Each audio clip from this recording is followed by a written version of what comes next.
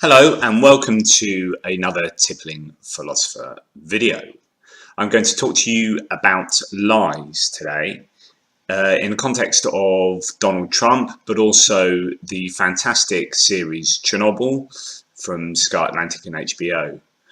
So in the one of the final scenes set in the courtroom on the last episode of the series, the main protagonist, a scientist, gives an electrifying speech, I think, to the courtroom, talking about how lies are responsible for the destruction of the nuclear reactor at Chernobyl. And I think personally, well, I don't know whether it was intentional, but it seemed pretty apparent to me, at any rate, that the speech about lies could be and possibly should be taken in light of Donald Trump's huge range of lies and mistruths presently put at about 10,111 in public office by the Washington Post. And the idea that a huge problem explodes out of lots and lots of lies. And I really think there is a parallel, kind of an abstract parallel,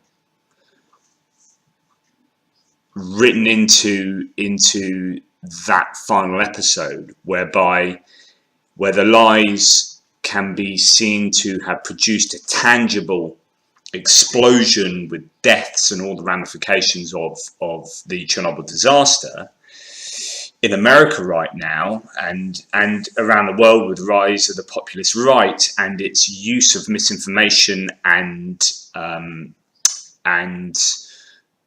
lies and propaganda. You can see a potential explosion coming, whereby all these lies and the network of deception builds up until you have some kind of cultural explosion or societal or political explosion. And to me, I think that's a really powerful takeaway point to that scene, and in fact, therefore, to the whole of the series. Anyway, see what you think. Here's a scene, and then I'll have a little chat about it afterwards. Because it was kept from them. Comrade Legasov, you're contradicting your own testimony in Vienna. My testimony in Vienna was a lie. I lied to the world. I'm not the only one who kept the secrets. There are many who were following orders from the KGB, from the Central Committee, and right now there are 16 reactors in the Soviet Union with the same fatal flaw. 3 of them are still running, less than 20 kilometers away at Chernobyl. Professor Legasov, if you mean to suggest the Soviet state is somehow responsible for what happened, then I must warn you, you're treading on dangerous ground. I've already trod on dangerous ground. We're on dangerous ground right now because of our secrets and our lies. They're practically what define us. When the truth offends, we lie and lie until we can no longer remember it is even there, but it is still there. Every lie we tell incurs a debt to the truth. Sooner or later, that debt is paid.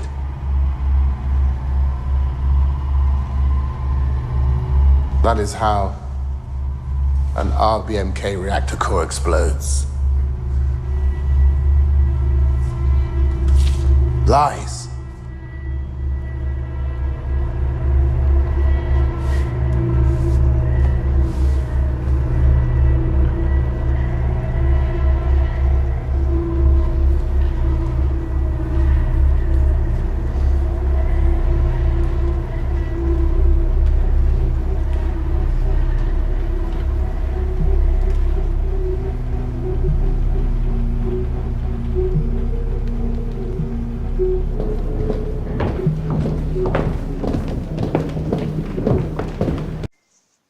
a fantastic scene. I think Jared Harris does a superb job of conveying the importance, the emotion, and the ramifications wrapped up in that scene.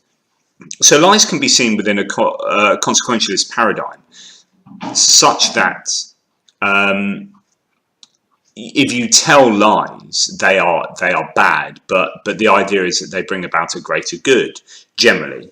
Okay, so in the context of the Soviet state, the state is perpetuating these lies and untruths, such that they believe the productivity is kept high and things run smoothly, and the workers don't need to know the truth, because the truth will impact their ability to do their job, or the state's ability to run smoothly, or whatever it is. So these are seen within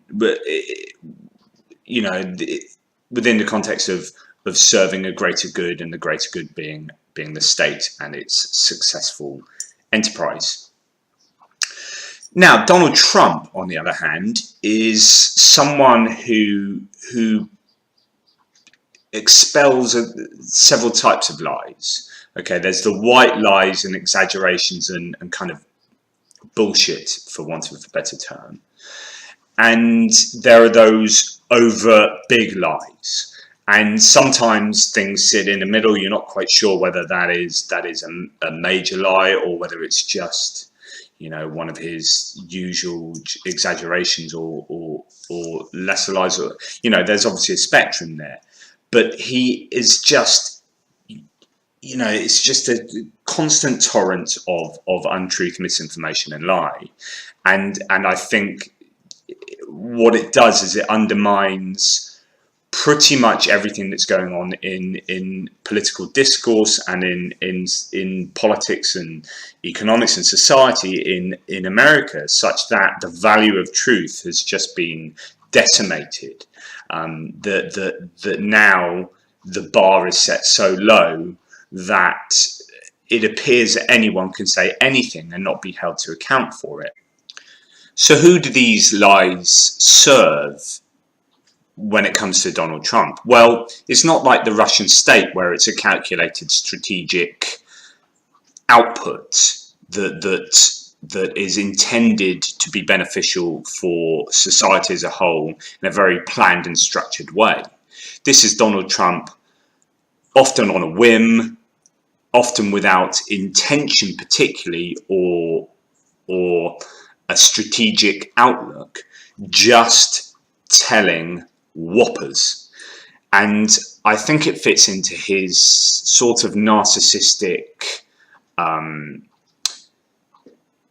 I am the greatest, bandwagon-esque sort of grandstanding.